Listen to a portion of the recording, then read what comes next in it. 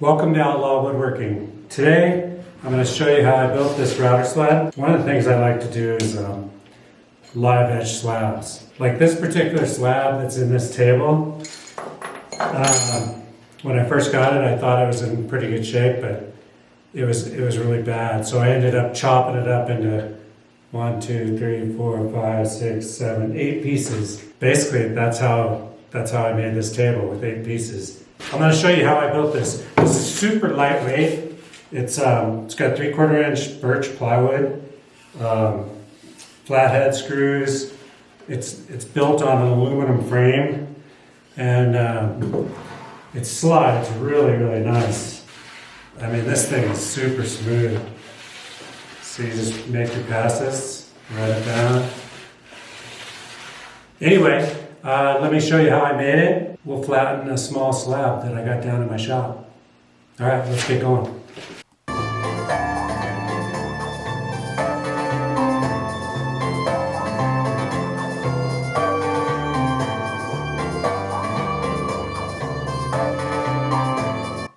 The first thing I did was figure out the length, and I decided on 48 inches long. That would cover most widths of the tables that I was going to do. And plus I wanted to make it as light as possible. So I cut 2 pieces 48 inches. Then I figured out the distance in between the router, and I added 1/8 of an inch, and I cut 2 pieces to basically join all 4 pieces together. These little brackets are super strong. This type of material is very durable and very robust. It's a little tedious to put the little screws in, but once you kind of get the hang of it, they go in pretty good. So I started putting these together, basically just bolt both sides together. They're all Allen heads. They're all really strong once you tighten them up, and they're really super square.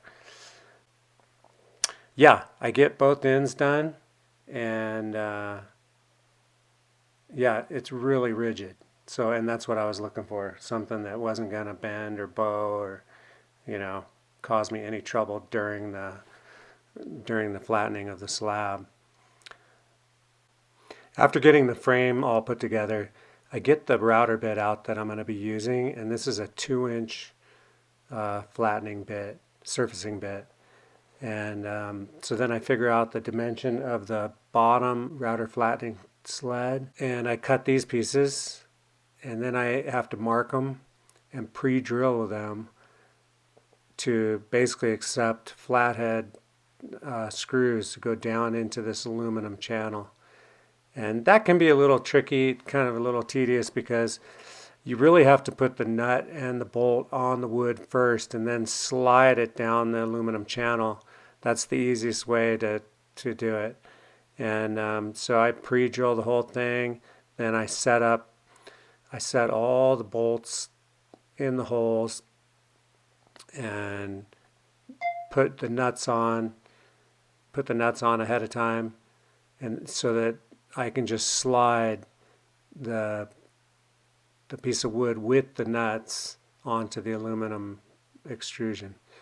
And it works really well. It's once you get it on there, it's really solid and flat. So that's what I was looking for. And even though it's a little tedious, in the end it's worth it, and it's really lightweight, so that's a huge plus.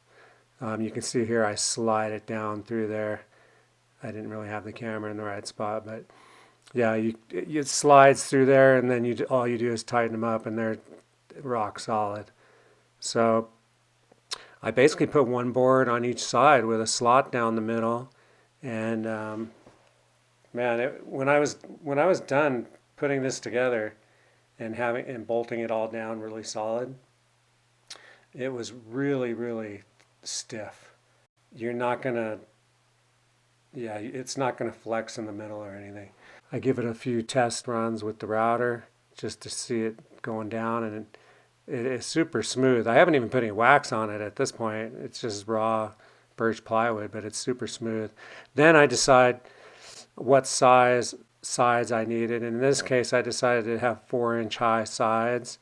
Well, basically, it would be 2 1/4 inches down but it basically keeps the sled from sliding off of your table when you're sliding it back and forth, and it gives you something to clamp to if you do need to clamp it for some reason.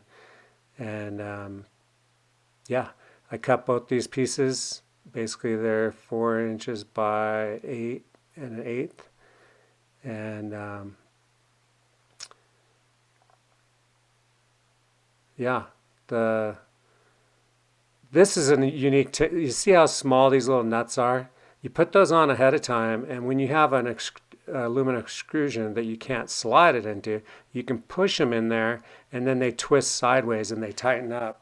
They're really strong, and yeah, I'm really happy with the way they connect. Now that we got it all looking good and tried it out, let's take it over there and try it out on a slab. This is a really crooked piece that I wasn't able to use in my last table. It was just too crooked, too warped. So I've got it clamped at opposite ends, and then I've got straight rails clamped to my table. And I'm going to turn on my vacuum system, see if we can't suck some of the dust over here. I'm going to make some passes and test out the router before I use it up on my epoxy table. Let's get started.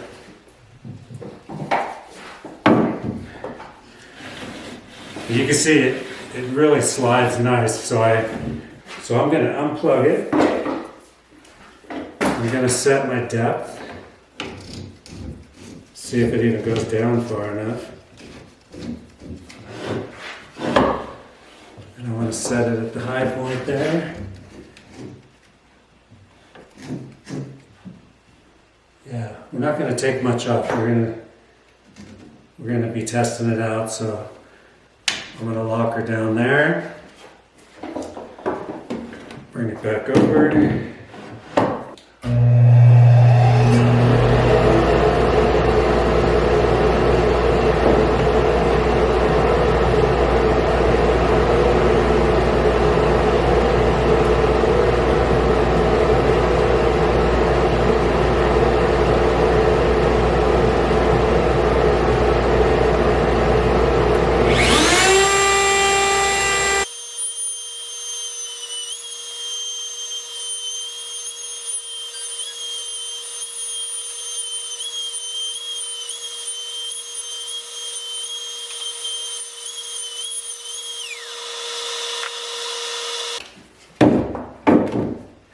Anyway, that's my version of a router flattening sled for flattening tables.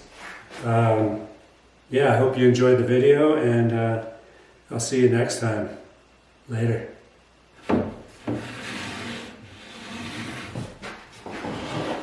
Yeah, it really turned out nice. Alright, I gotta clean up all this mess. Thanks for watching this episode of Outlaw Woodworking. If you haven't done it, subscribe, and I'll see you next time. Thank you.